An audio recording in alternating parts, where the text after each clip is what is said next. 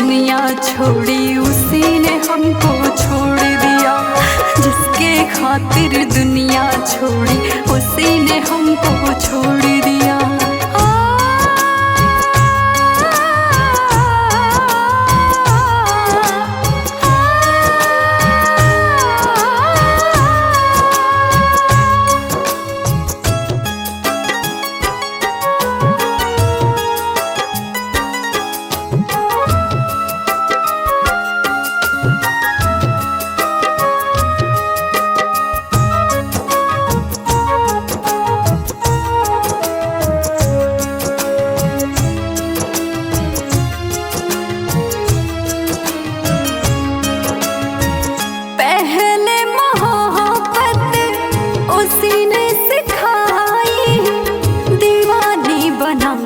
मुझसे दूरियां बढ़ाई,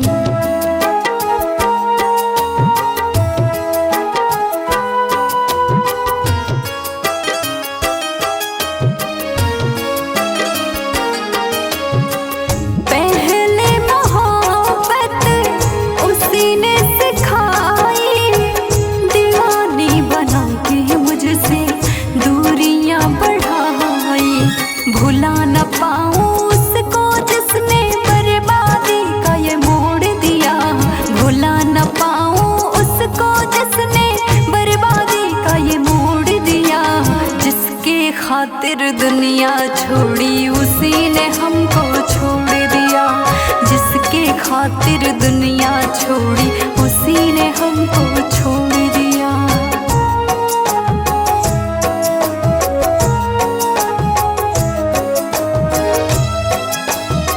Music by Shams Jamil.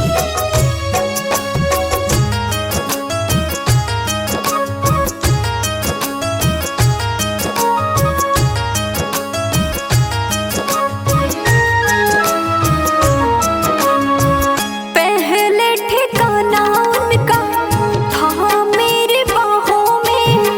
मुंह फेर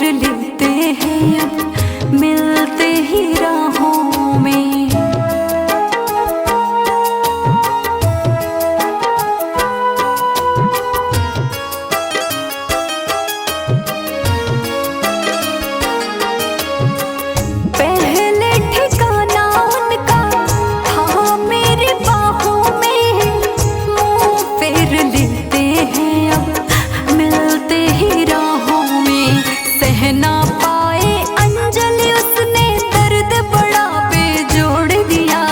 सहना पाए अंजलि उसने दर्द बड़ा बेजोड़ दिया। जिसके खातिर दुनिया छोड़ी उसी ने हमको छोड़ दिया।